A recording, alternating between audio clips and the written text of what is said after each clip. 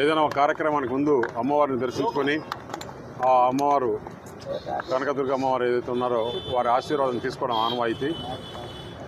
నేను ఇవాళ అనకాపల్లి బయలుదేరుతున్నాను. 4వ తారీఖు కౌంటింగ్ ఉంది.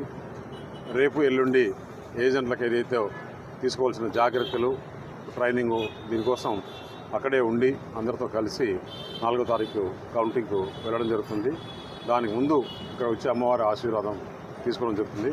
ఈరోజు సాయంత్రం 6:30 గంటలకి దేశవ్యాప్తంగా మన రాష్ట్రంతో పాటు దేశవ్యాప్తంగా కూడా ఎగ్జిట్ పోల్స్ రిలీజ్ చేస్తారు. నేను చెప్తున్నా ఒకటే, జగన్మోహన్ రెడ్డి చెప్తూ ఉన్నాడు కదా, వై నాట్ 175 అని.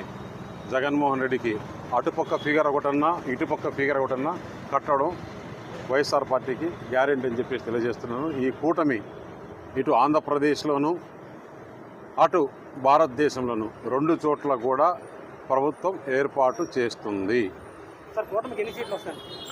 నేను చెప్పా కదా, 175లో కూటమికి ప్రభుత్వం మెజారిటీ సీట్లు వస్తాయి. ప్రభుత్వం ఏర్పాటు చేయడానికి ఏమాత్రం డోకా లేదు, మంచి సీట్లు వస్తాయి. ఇది ఒక తుఫానా అనాలనా లేదంటే కన్నా ప్రజలు వ్యతిరేకంగా ఉన్నారు. ప్రజల వ్యతిరేకత మనకు బాగా పోలింగ్లో కనపడింది.